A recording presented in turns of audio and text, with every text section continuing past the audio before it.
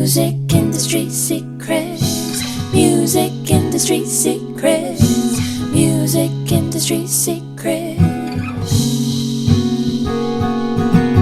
Spill. Hello, and welcome to Music Industry Secrets Spilled with me, your host, Lucy May Walker. For this episode, I am so excited to be joined by special guest Simon Pursehouse, who is the Director of Music Services at Sentric Music. Sentric is an independent music publisher, so they deal with the admin side of things, of making sure all your songs are registered correctly, so when you perform live, you get paid, basically. I would say, before you listen to this episode, get your notepad out, because there is a lot to get your head around. There's a lot of mentioning about PRS, MCPS, PPL, PRO, publishing rights, master rights. Honestly, it's a lot. Music publishing is definitely on more of the business side of things. So this might not be for the non-musicians if you have no interest in this kind of thing, but I think it's a really important one for songwriters, especially to have a general understanding of it all, because without knowing some of the things that Simon talked about in this episode, you could be missing out on a serious amount of cash. We do talk about fun things like sync deals and getting played on Love Island as well. And he is one of those people that make admin sound fun. But yeah, this is one that you're going to have to concentrate on. But I do think it's really essential stuff to know for anyone in the industry, whether you're an artist, manager, lawyer, whoever. You are going to take a lot from this. So here it is. Music Industry Secrets Spilled with the lovely Simon Pursehouse. Spill. I have met you, but maybe not spoken to you, because I've probably watched about 10 hours worth of you talking. Oh, good grief. And I still want more. God bless you. You've spoken at loads of panels at BBC Introducing Live, and I'm sure you speak at loads of other things.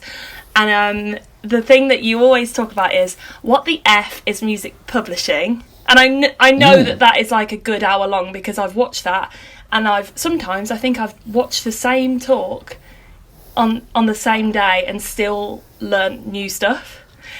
Great, fantastic. However, for people listening to this podcast, I know that that's a long talk. Can you sum up what the F is music publishing in a few sentences? What is music publishing? Music publishing is the income and money generated for the people who write the songs. So a hell of a lot of artists that we work with here at Sentric write the songs and then also perform the songs, which is what you do. Yeah. But if you listen to the charts, for example, the majority of songs that are in the charts are written by many people, and quite often the person singing it hasn't actually helped write that whatsoever. So I think on average, every number one last year had around 6.5 songwriters or something like that in terms of the amount of people on there. So what a publisher does, and what music publishing is ensuring those people who wrote that song, who might not be the artist themselves, get the money that they deserve for that song being played on radio, being played on television, being performed live at a gig, etc., etc. So it looks after intellectual property. So a song copyright doesn't physically exist. So you have your publishing copyrights and your master copyrights. Master copyrights are looked after by the record label, and that is the CD or the vinyl that you hold or the music that you stream. Whereas the publishing copyright is the song that is on that record. So they're two very different things. So if you are a songwriter and a performer, you are owed lots of money from lots of different places. Basically, every time you hear music anywhere, essentially, in public, that generates money for the person who wrote that song or the people who wrote that song.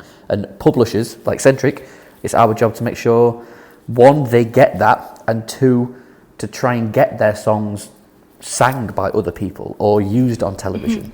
Mm-hmm. We try and add value, and then once that value has been added, we then go and collect it for them. Great. There you go. Why do I talk for an hour when I can just do it in 3.5 minutes? No, it's still, I think some people listen to that and go, okay. There's still people that will be like, what the F? So in which case they should go to your What the F is Music Publishing on Sentric's website. I don't know what your website is. Yeah, well, thankfully, the What the F is Music Publishing is available as a blog. It's a good old 10,000 odd words. And I've been doing this for 15 years now, and I'm still learning things about music publishing. Publishing it's so daft, it's so convoluted, it's ever so dry, it's very unsexy, but it's really important. You know, it's the one area as a musician, especially when you're starting out and you're an emerging artist, an emerging songwriter, it's where you will make money. Like me and you could write a song at the end of this podcast if we just got carried away. And then if you went and performed that tonight at your local pub, that'll generate money for that song that we've written. Even though that song doesn't exist yet, we've not recorded it, we've just written it. But if you perform that live, it creates money. So it's the one area where an emerging songwriter can make money from the off. But, you know, arguably I'm quite glad that it is daft and convoluted and boring and unsexy, because if it was easy, then Sentric wouldn't exist, right? For sure.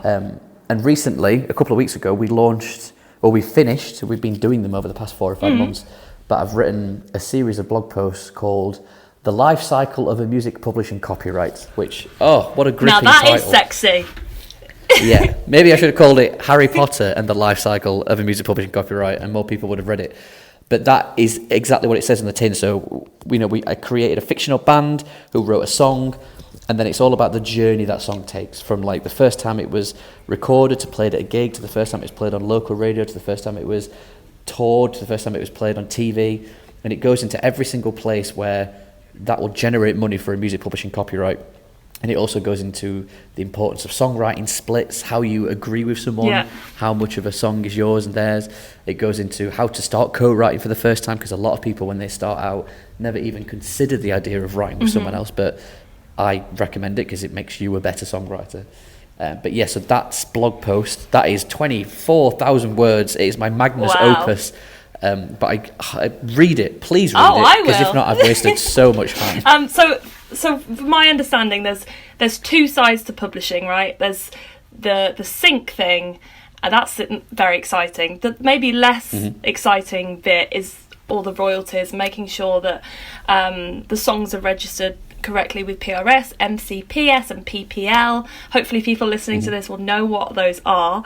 But for anyone that doesn't, songwriters will register all their original songs onto PRS, and then if you play a live show, you then submit the set list, and that's when you get paid. So I'm currently unpublished, so I do all of that myself. I manually, and I'm a little control freak and very organised, so I enjoy that. But I know that you've said a lot of artists can input that incorrectly, and then you don't end up getting paid. So what are the common mistakes that artists might make if they're inputting that themselves? Well, first of all, I would say just use Sentric. I obviously would say that. So you've just mentioned there the PRS and the MCPS and the PPL. So for a moment, forget the PPL, because the PPL's got nothing to do with publishing. The PPL is income for the master rights owners, which could be you if you own your master rights. So that generates a thing called neighbouring rights. So we'll put that to one side. So PRS and MCPS is your publishing income. The PRS collect your performance income, and the MCPS collect your mechanical income. Now, they are the people who collect that types of income in this country, and every major territory has their own version. So here we have the PRS. In Germany you have Gamer, in France you have SASM, in Norway you have Tono, in Sweden you have Stim, etc., etc. What we do at Sentric is that we register your copyrights with all of those people. So at the moment, if you're just using the PRS and the MCPS, first of all, what a lot of songwriters do at the beginning is only join the PRS and forget to join the MCPS, and they're two different things, and you need to join both. If you rely on those two PROs, and the PRS and the MCPS is a PRO, so many acronyms, if you rely on those guys to collect for you for the world, as soon as someone listens to your music abroad, as soon as you play a gig abroad, as soon as maybe you get used on TV abroad, you're probably going to miss out on that income. Right, okay. it's not guaranteed. In theory, all the different PROs have reciprocal deals in place, but you're expecting, if you get radio airplay in Germany, you're expecting Gamer to collect that income, to figure out who you are, and then to figure out that you're a member of the PRS, because that song won't be registered with them. So they've got to figure all that out in order to get that money to the PRS, who then give it to you. Whereas if you use something like Sentric, what we'll have done is already registered that with Gamer, so straight away they know it's you, they know where the money goes, they give it to us, they give it to you, we give it to you. So what Sentric does is we do all this for you, and you can leave whenever you want with just 28 days notice, so it's exceptionally artist friendly. But even after the 20% that we take, I'd argue that because of that infrastructure that we have, and because of that expertise, we've been doing this for 15 years, we will make you, or we should be able to collect for you more than what you would get if you just relied on a single PRO to collect for you for the world. So in terms of common mistakes, if you weren't using Sentric, first of all, there's your first mistake. Second of all is maybe when you are, especially if you're co-writing, so if there's more than one writer on a track, if you put their name down incorrectly, if you put their CAE number down incorrectly, so a CAE is essentially a unique identifier, 9-digit number, I think it's 9, who says that this is you. So this is your CE number. So wherever you register a track all around the world, it will say every time your CE is next to a track that you've written, on any PRO that we've registered it, they know that Lucy's CE is this, so it will always find their way back to you. Okay, I recently got played on Love Island. Hark at you. Thank you very much. That was like... Are you a fan? Yes, unfortunately. I know it's awful, but yes, I do watch it religiously. No judges. No judges. I can feel you judging. But yeah, for me, when I think of Love Island, I always go back to Freya Riding's Lost Without You. I remember that being, for me, a massive moment, and then since then I've been like, I have to get my music on Love Island. So what do you think it is about Love Island in particular that artists are so desperate to get played on it? It's interesting because it's definitely, in all the years I've been doing Sentric, there'll be certain things that people really want to get their music on. So for a long time, artists were desperate to get their music used on Made in Chelsea. And we get about 2 or 3 tracks an episode on Made in Chelsea. And Made in Chelsea is probably the best soundtracks program on TV, regardless of what you think of I love it. Quality. I love it. Okay, great. And the soundtrack on there is amazing. It's a lady called Andrea, who's a music supervisor. She's got really good ears, so that's really important. And then FIFA, we always get 2 or 3 tracks a year on FIFA. And then all of a sudden it's become Love Island because it's just so in the zeitgeist. In the what? People in the zeitgeist. It's popular culture. Everyone's talking about it. Everyone's watching it. Never heard that phrase before. So in this last series of Love Island, I think we had 30 tracks used on it, which is great. Like one particular artist that we look after, a guy called Tom Spate, had 5 different songs used over the series. Yeah. Oh, he's a wonderful dude. So he's someone I work with quite closely with. So when I mentioned before about the Sentric does everything on that 28-day basis, so you keep your copyright, we actually work with Tom on a traditional deal. So we have a term with him. We'll be working with him for 3 to 4 years, where I'm working with him and helping him A&R his song. So I'm trying to help him be the best songwriter he possibly can be. So that's a different question for a different time. We can come back to that if you want. Love Island. Yeah, go on. It's because people Shazam it. So if you get your music used on it, it gets Shazammed. You get added to playlists. It increases your fan base. But what's quite interesting is that in terms of the money, it's really low. Like if you get your music used on Love Island, it's all done via the amount of people watching it. Yeah. And because it's on ITV2 and not on ITV, and even though it's a popular show, the audience share it gets isn't that much. So you don't actually get that much money from being on there, but what you do get is exposure. So that's why. And people love watching attracted people break up with each other over sad music. Yeah. You know what I mean? For me, the best thing I found because I wanted this Freya Riding's effect. I was like, I'm going to be on Love Island, I'm going to be massive. Didn't quite happen like that. But the best thing I found was they add you to the playlist. So even I had an instrumental played. I had 3 tracks played, and the first was the instrumental. So I was like, that might be it. So we've got to milk this for all it's worth. Yeah. But then the good thing was no one would have known that was my song because you could barely hear it. But then it got played. It got added to the playlist. So it got loads of spins. Yeah. There was a huge series last year. Did you watch Normal People? No, but I heard about it. So that was based on the Sally Rooney novel, and I think that was one of the most Shazam programs of the year as well. And because we've got such a good relationship with the music supervisor in Ireland, I think it was just over a quarter of all the music used on that program was Sentric artists, which is amazing. Nice. And because that program was made to be sold around the world, as well as the bits of money you get from the blanket licenses, you also got some money up front. So if you get played on Love Island, you don't get any money up front, but you'll get some money from the PRS, some money from the MCPS, and a bit from the PPL. But if they want to then show that program abroad and sell it to a different territory, they have to pay you up front and do a license. Okay. So with Normal People, you know, it might be like $1,000 up front, or depending on how big the song is, depending on how big the scene is, depends on how much money you get. So that was an incredible TV series for Sentric's roster. Nice. I have to watch that. It's on my list of things that I need to watch. Don't watch it with your mum and dad. Yes, I've heard there's some interesting sex scenes. It's racy. It's very. It was quite big at the time. They had a relationship coordinator on there, I think is what they called it, to make those moments of intimacy. Oh, intimacy coordinator. Maybe that's what it was, to make them realistic, shall we say. And there's a lot of it. It's too and awkward. They're both very attractive people, so well done them. So I was going to originally ask, how can artists sign up to Sentric? But then I was like, just, Lucy, you've got some time to just figure it out. So I went on the website, and according to your website, there's 6 steps. Number 1, sign up. I did that today. Yeah. Oh, did you? Hi. Yeah. Hello. Well, I was just intrigued. I was like, I want to know more than just... I want to be... I don't know what I'm saying. You want to see underneath the hood. Yes. See how the cogs work. Exactly. So I did that, signed up. It took me 2 minutes. Very easy. Well done. Number 2, add your songs. Number 3, meet the artist services team.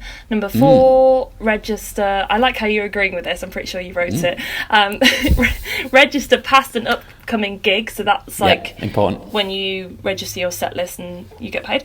Number 5, sync exposure and live performance, where you can apply to get your music placed on TV, film.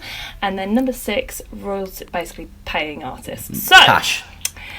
I am mostly intrigued about sync.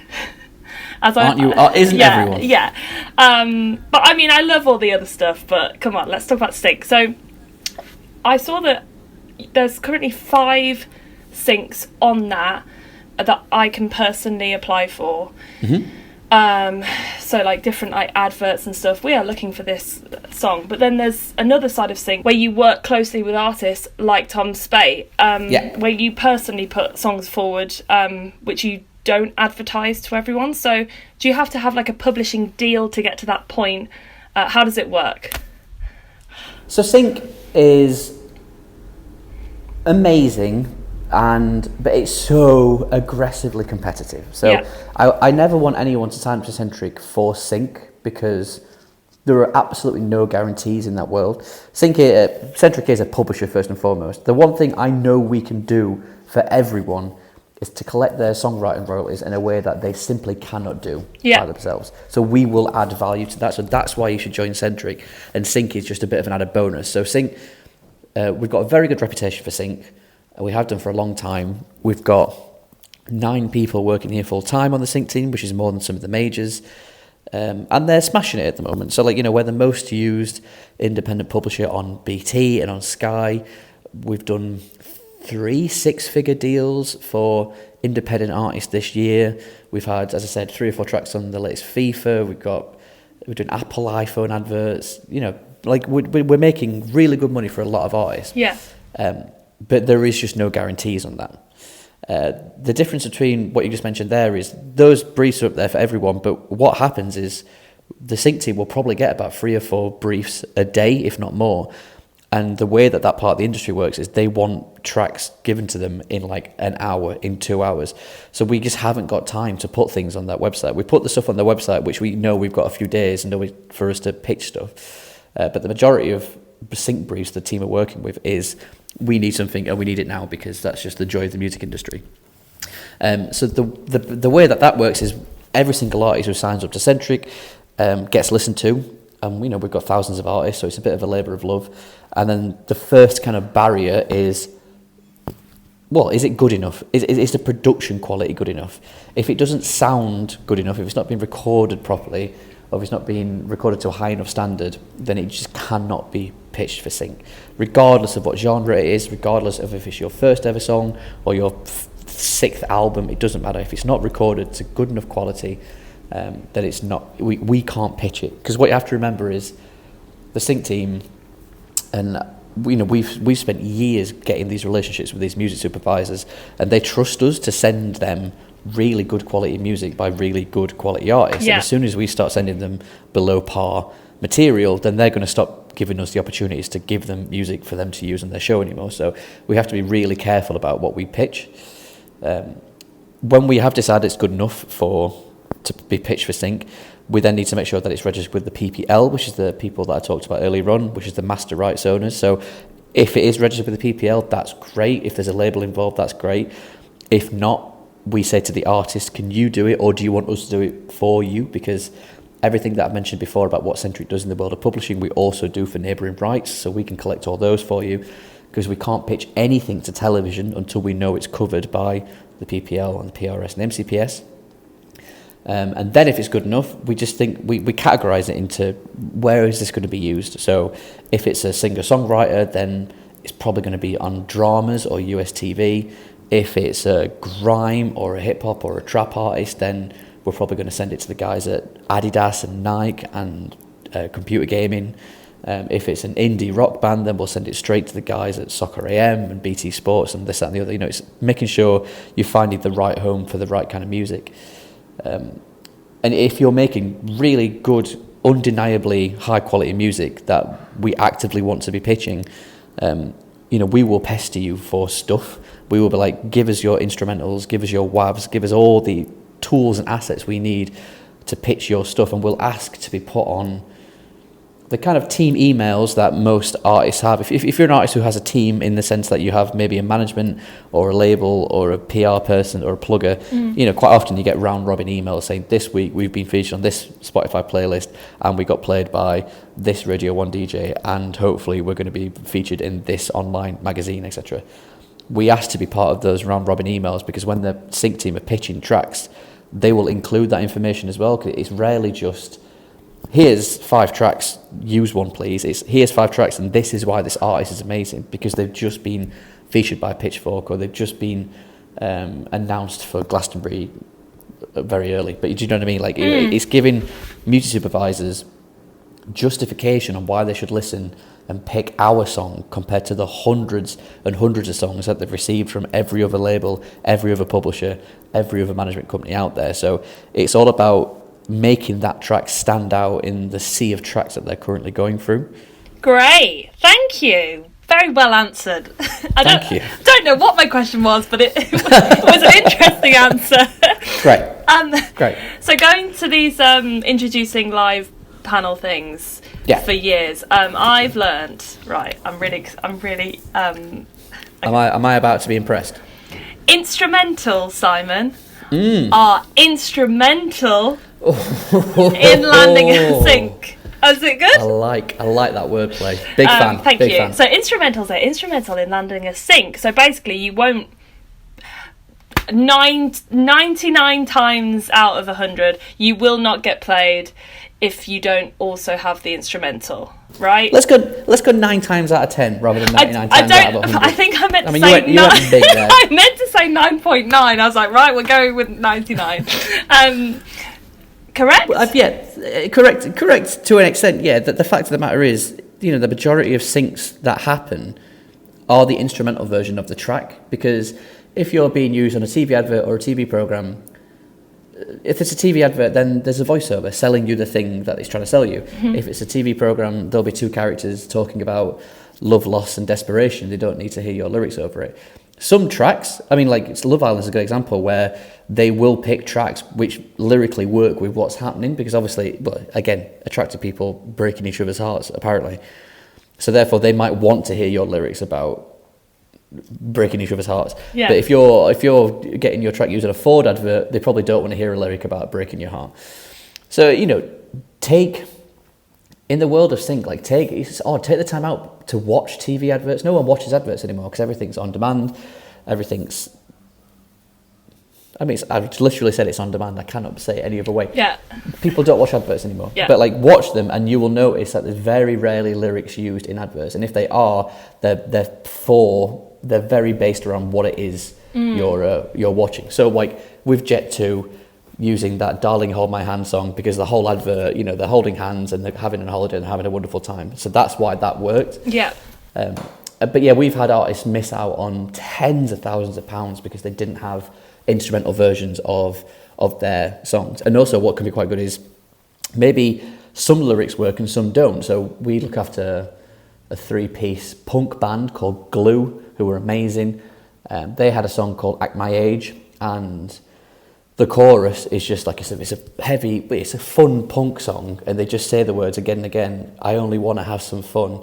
I only want to have some fun, which is great. But in the verse leading up to that, he talks about getting a gun and shooting things, which isn't good for sync. Yeah, not so great. What we did is we made them do as a version which was instrumental, but with that hook of the lyric of "We only want to have some fun" kept in. So it was essentially instrumental, but with that one line kept in.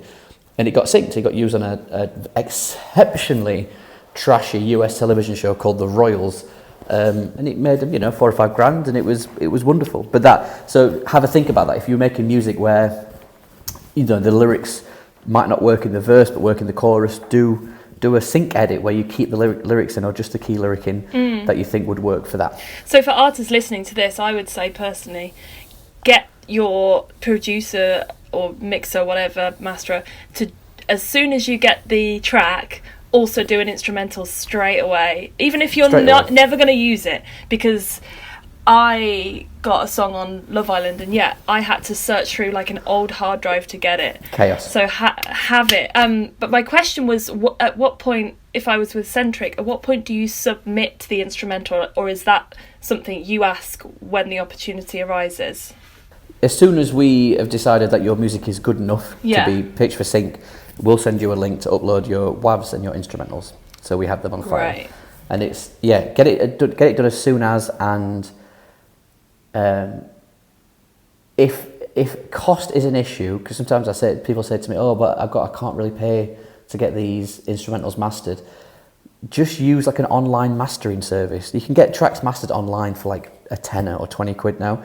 And I'm not saying do that for your tracks that you're going to release into the world as an artist, but if it's just the instrumental version, that will be more than fine. And it does make a difference because, again, you've got to put yourself in the position of these music supervisors where if they've asked us for a track for the advert they're working on, they'll have asked everyone else. So they'll have, let's say, 300 tracks they've got to listen to that have been sent from Sentric and Universal and Cobalt and Warner and every single company going. And they're going to listen to all 300 of those tracks to decide which one works for the advert that they're currently working on. If they click your track and yours is the one track out of the 300 that isn't mastered and it just sounds really quiet and it just gets lost, they don't care. They'll be like, no, next. They will not listen to it. They will not think, oh, if I got this mastered, it might work. They don't care because they're busy and they've got stuff to do. So they're just going to move on and you'll miss out on your opportunity. So it's really important that you do get your instrumentals mastered, Yeah, great advice. Let's talk about blanket licensing because I'm so confused. My understanding of a blanket license is that a TV show, let's say Made in Chelsea, could find my song and be like, oh, I want to play that song by Lucy May Walker, decide they want to play it, and then if it has a blanket license on it, sorry if I'm using the wrong terms, they can play it without ever asking permission from anyone, and I might never know. Is that right? Essentially, yes. Okay. So, if your track is correctly registered, and I've stressed the word correctly, with the PRS and the MCPS and the PPL. So PRS, performance, MCPS, mechanical, they're your publishing copyrights that I mentioned earlier on, and then PPL, which is your master rights and your neighbouring rights. If everything's registered with those things, and every songwriter and every stakeholder that has a part of that song have got their shares registered, because if one person who owns 5% of that song isn't registered, then it can't get used. But if it's everything's correctly done, then Made in Chelsea, for example, can use your track without asking your permission first. And then what happens is that you get some money from the PRS every time it's broadcast. So if it's repeated, you get money for the repeat as well. You get some money from the MCPS as a one-off, because that is a one-off payment for the reproduction of your track, which is basically the commitment of the music to the programme. And then you get a PPL income stream for every time it's broadcast as well. And the amount that you get is all dependent on how many people saw it. So you'll get more money for when it's on the E4 Monday night, 9 o'clock. Have I got that right? Is that when Made in Chelsea? Yeah, I think that's right. There you go. It's coming soon, actually. It is. I saw the promo for it the other day. So you'll get more money for that than what you will do then when it's on the omnibus on a Sunday on E4, because there'll be less people watching that, for example. The only time they need to get in touch with you to ask your permission is if it's used over a scene which is classed as contentious usage. So if it's sex or drugs or violence or any of the fun stuff, then that's when they have to ask you for permission. But if not, they can just use it and you get some money that way. And this is how it kind of works in the UK, but also around Europe as well, which is very different to how it works in America. That does not exist in America. Like, you have to get permission up front, you have to pay people up front to get music used on TV in America. But over here, you don't. That's how it works. Which is why, as an artist, especially as an emerging artist, there is no point in approaching anyone in television until you know your tracks are correctly registered with the blanket licenses. And when you know that, when you're pitching it to those people, if you say these are covered by the blanket licenses, straight away they'll know that you know what you're talking about, and they'll probably listen to it more than what they will do something else.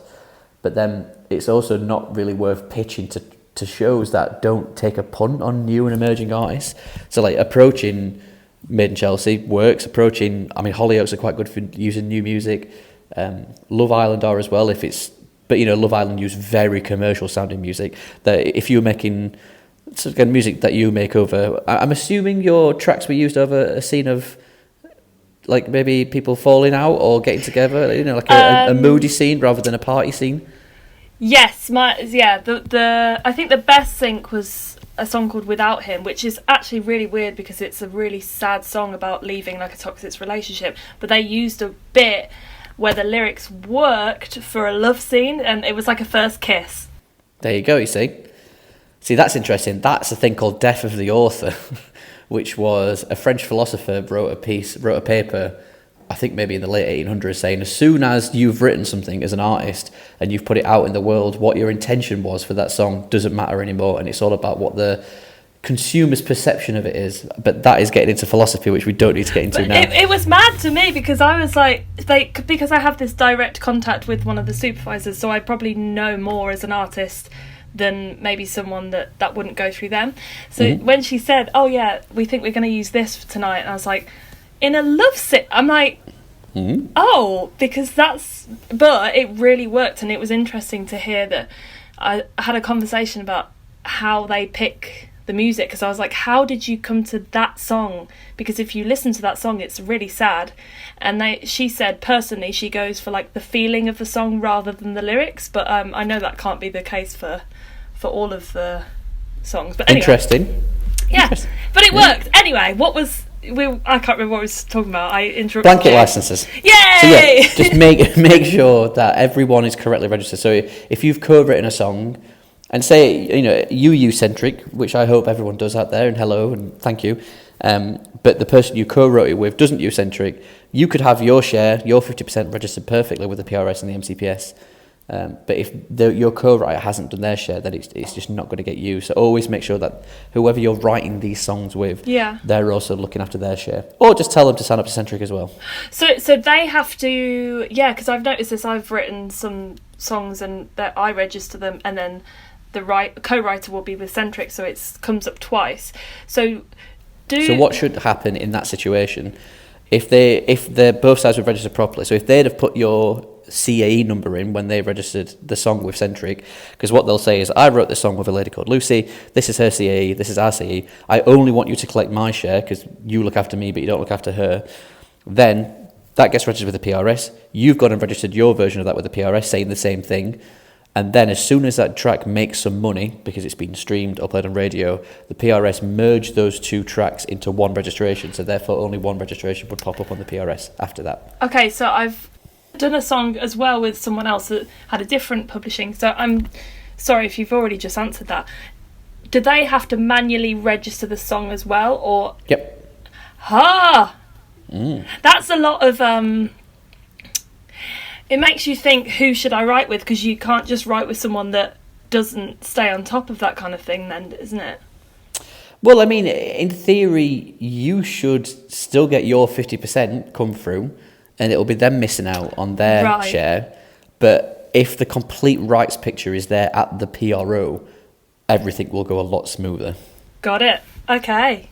Because what you don't want to happen, which could happen, is people registering a song what you've co-written with them, and they've just put it's 100% them, and they forgot to add you, and then you add yourself later on, because then what that means is that when they readjust the income to make sure that you get what you're deserved, it will be taken away from any future income from them. So you just kind of want to get it right from the outset. And every time you co-write a song with someone, you need to agree on the day, preferably when you leave that room, how much of this song is someone's, because unless it's said otherwise, it would be assumed by all parties that it's just an equal split.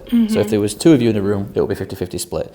But that might not be the case, because what might have happened is that you might have come to a writing session with someone with a pretty much done song, like you're like, I like this song how it is, it's just missing something, and then that co-writer might change a few lyrics, change the structure a little bit, might do some work on it, but arguably not 50% of that song's work on it, and it might be like, well, what would be fair here is a 75-25 split.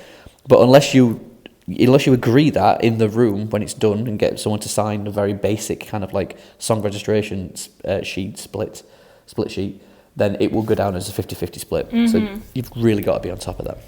Yeah, I think that was another thing I took from those panel shows, I don't know what you call them. Panels! Yeah, that's something I learned from going to these things, and I forget that other people might not know that, but I feel like artists avoid that conversation because it makes it suddenly like businessy and we want it to be creative. But for me, I took that advice, and okay, I might miss out sometimes, but I go to every co-writing session before we write. I'm like, we're going to do 50-50, is that cool with you? And most of the time it is. If anything, I will write more than them, and I'm like, why did I say that? But I feel like the relationship is more important sometimes. It's very important, and also sometimes it's not about the quality. Sorry, it's not about the quantity. It's about the quality. Yeah. Someone might only, if you only contribute a couple of lyrics, but it's the hook and it's the thing that gets used the most, then is that more important than a middle eight or a bridge? Yeah. It is open to interpretation, but it is so important. And again, in that blog post series, the life cycle of music copyright, the first two posts is the importance of songwriting splits, and the second post is a beginner's guide to co-writing. And on that, you will find a split sheet which you can use, just register and sign things. And it just talks about why it might be an awkward conversation to have, but it's not really in the grand scheme of things, because it is a business and it is businessy. And if you really don't want to do it, you can get your publisher to do it for you if you have that kind of relationship. So, I will get in touch with artist managers or songwriter managers and say, oh, they had a great session today, just to confirm this is the title of the track and it's 50-50 split, yep. And everyone just says yes usually. It's quite rare. It's only ever an issue if you try and do it after the fact and just say like, oh, this was agreed as 50-50 for this song you wrote 6 months ago, but our guy thinks he did more, so he wants 80%, because they're just going to say no. Yeah. How quickly can sync conversations happen? So like I was looking at the 5 syncs on your website that artists can apply for at the moment. Say if I applied for Fun Track for online travel website with the dinosaur dancing or something I read. I send my song off, the client likes a song. What's then the process, and how quickly does it happen from that to it being... Is it obviously different every time, but generally... It's very much how long is a piece of string. What will happen is the client will usually shortlist 3 or 4 tracks and say like, we like these, and then the music supervisor will get almost pre-clearance for them. So they'll come back to us with the terms and they say, right, so this is a TV advert and the license lasts for 6 months, and the territory is the UK, and the media as well as TV is they also want it to be on radio and online on YouTube. How much? And then we will say that is going to cost you probably £60,000, right? Say, for example. Lovely. And then they will say, okay, but and basically it'll be like, if you offer us this amount of money, we should be able to clear that track. And that's if we control both the publishing and the master. Yeah. If there's a master rights involved, they'll have to go talk to the label as well, and both the publishing and the master rights always get the same amount of cash. So that's what will happen there, and then they'll go away. So when they've gone to kind of pre-clear those 4 tracks that were shortlisted, one of them might not be able to be cleared because it might be like, no, they wanted 200 grand, which we can't afford. So then the client knows, right, you essentially can have any of these 3 tracks because they will clear for the amount of money you've got. If they choose you, they come back to us. We go to the artist and say, this is the opportunity, yes or no. Hopefully they say yes, and then we do the paperwork, and everyone's happy. Nice. That sounds lovely. Yes, please, sign me up. So I think I'm at that stage now, right, that, you know, when you were saying that when you pitch a song, it's also nice to have like these other things going on around the artist. So for me, I think I'm quite, I don't know, I've been on Love Island now three times. I've been on Radio 2, sold out some shows. So if I'm at that point where I'm like, okay, I think I need a music publisher, why should I go with Sentric rather than the others? Well, first of all, I would argue that as soon as you've written a song, you need a music publisher. You don't have to wait until you've been played on radio or been played on Love Island. As soon as you've written a song that you're either performing live or is being streamed, then the infrastructure that something like Sentric can offer you is so much better than just being registered with one single PRO for the world. Yeah. The reason why you would go with us rather than anyone else is, first of all, like, well, Sentric's free to join. You can leave whenever you want. You keep your copyright. It's really, really artist friendly. If someone else comes along and offers you a publishing deal, then you might want to bite their hands off. So the difference is, rather than you coming to us and using our service, because that's essentially what it is. Yeah. A traditional publishing deal, quote unquote, is someone coming to you saying, "I want to be your publisher. Let's do a deal," and in that deal, it will be, right, anything you write over the next 3, 4, or 5 years, we own for 10, 12, or 15 years. So it's a massive commitment. Obviously, in exchange for that, they give you an advance. So they'll give you some money, depending on how likely it is for you to make that back. Depends on how much money they'll give you. Yeah. And that can be fine. There is a place for traditional music deals. We do traditional music deals, traditional publishing deals with people, but they're very few and far between. Usually, anyone we do a traditional deal with, it's someone that we've worked with for a while first on that 28-day deal, because to know that you have a rapport and a relationship with someone is really important. It's always been I found a bit of a quirk, an odd quirk in the music industry, to kind of meet someone and say, "Hi, I'm Simon. Let's work together for 15 years." Yeah. You might hate me in 6 months' time. Do you know what I mean? Like, you don't know where that's going to go. Might hate you after an hour's podcast. You never know. You might. You know what I mean? I've not swore yet. I've tried really hard. So yeah, having that kind of rapport there first. So, and we've had, you know, artists like Bastille and Lewis Capaldi and Little Sims and H and Idols and Catfish and the Bottlemen and all that. All those people used that Sentric 28-day service before they went on to sign more traditional deals. Nice, okay. Which is fine. And that was like 2 years before they had a number one, and it all kind of worked for them. But for the ones that I can name that have done well, there's been plenty of people who've signed a deal, they've done absolutely nothing, and they've been stuck in a terrible deal for 10, 15 years where they had no control or no freedom, and then as soon as that deal finished, they'll come straight back to us, because the ability to own your copyrights and for you to be in control and the master of your own destiny is so important. Like, you as an artist, the only thing you have are your copyrights. That is how you will make money for the rest of your life if you're going to be a gigging musician. So therefore, you only ever want to sign them across to someone if you really trust that they're going to do something with them, that they're going to make money for you, that they're going to help you be a better songwriter, be a better artist. And if you're unsure about that, then you really shouldn't sign that deal, because yes, a cash advance is nice, but it is just that. It is an advance. You have to pay that money It's a loan, back. basically. It's a loan. It's a loan. And, there's a lot of, but there's too many bad deals, I would say, in the music industry. And you've got to be so careful. The majority of deals that we've done at Sentric have recouped. So by recouping, that means the artist has paid back that advance. When we do a deal with someone, I don't want anyone to be in debt to anyone for long whatsoever. So if sometimes there's artists that we need to give, a healthy amount of money to, sometimes they need like somewhere in the middle. If you're an artist and you don't really desperately need that cash advance, always take less money up front, but negotiate a better royalty split in your advance. Right. So instead of saying, right, well, I'll give you 50 grand advance, but I want it to be 60-40, so we get 40%, you get 60%, and you don't really need that money, just say, well, no, I'll take 20 grand off you, but I want it to be 80-20, because ultimately that will make you more money over the years. And again, I know every artist situation is different, especially at the beginning of your career, that cash advance can be really helpful, but just doing sensible deals is so important. So the reason why you should choose Sentric is basically we do everything that a publisher does for you, but allows you to keep your copyright.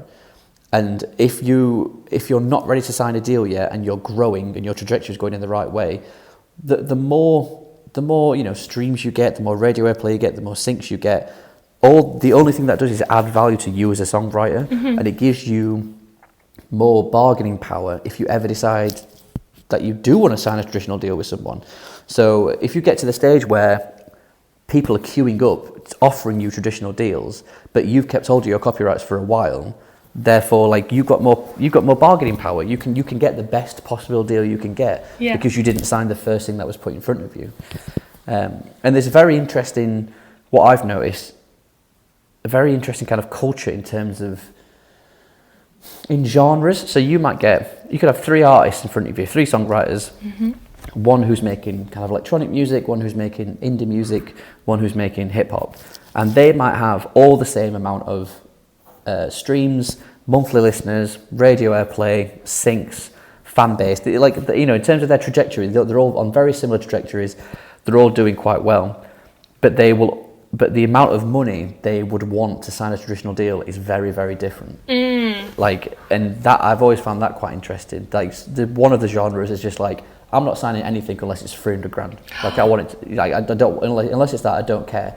Because a lot of these people own their own rights and they're making an absolute fortune. They're making loads and loads of money. Like if you own your own rights and you're in control of your destiny, and you can get to a stage where you have a fan base who's streaming your music kind of regularly, there is good money to be made out there. So basically, join Sentric, because we'll do a better job at collecting your money than you will. That is as simple as that. And the joy of it is, if you don't like it, you can leave. I think that's nice. I think that's that bit for me as well. It's kind of this. The proof is in the pudding. So if you think it's bad, then you can leave. Do you know what I mean? You wouldn't put that if it was bad. Also, you're Northern, so I feel like I trust you. I don't know if I should trust all Northerners. I'm dangerously Northern. Yeah. Aggressively Northern, some may say. And we're a Northern company. We're talking now.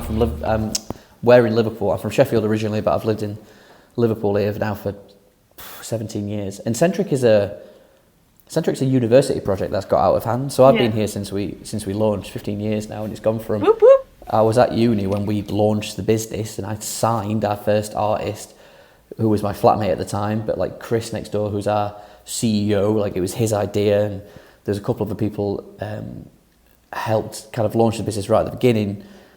And it's gone from, a handful of us to there's 90 of us working here now. Wow.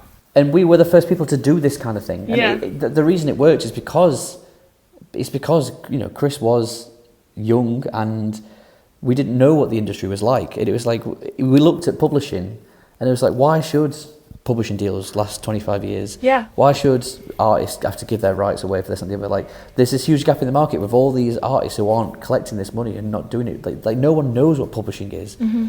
And that's why it works. It's so artist friendly what we do here.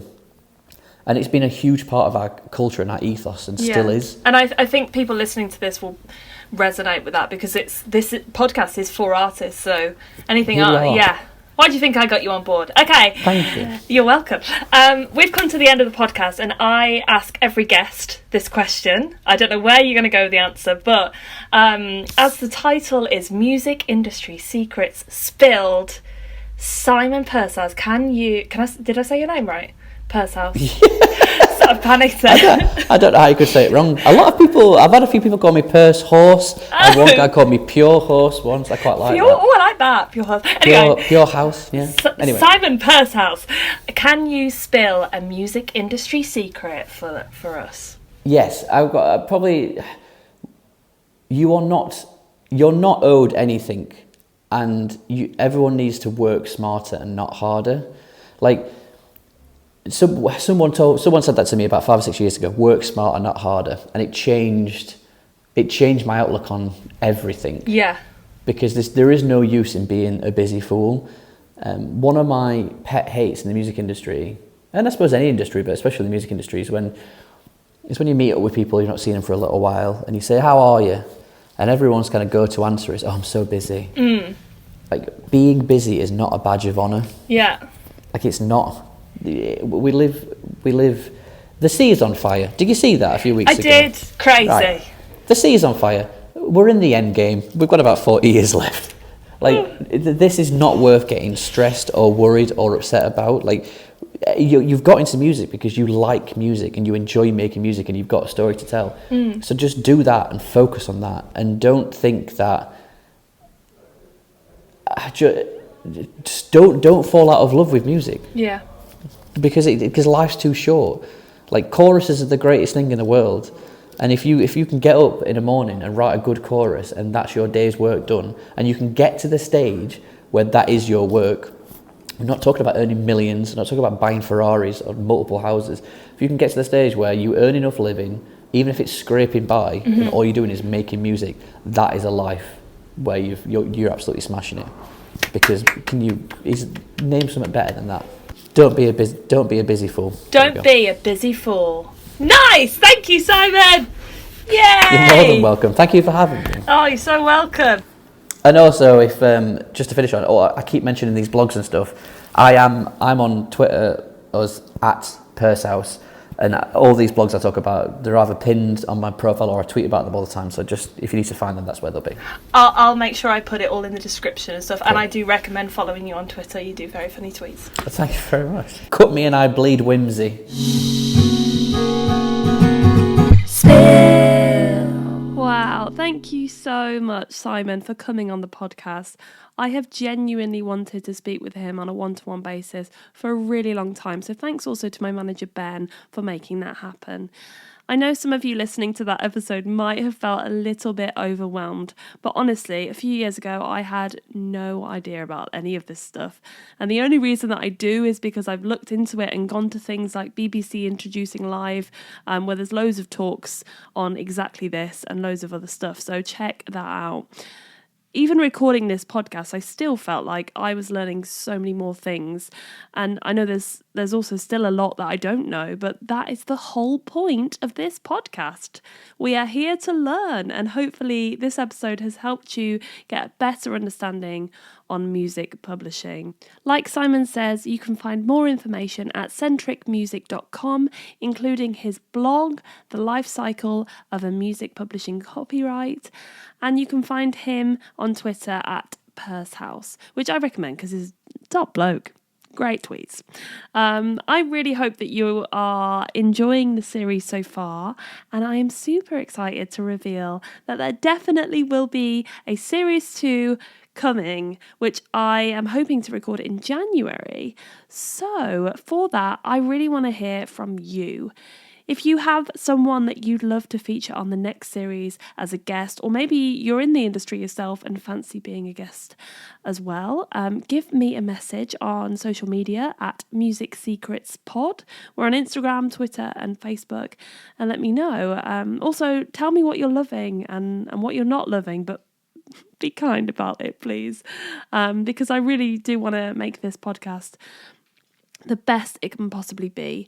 Otherwise, I shall see you next Monday for a brand new episode of Music Industry Secrets Spilled. Until then, love you, bye! Spill.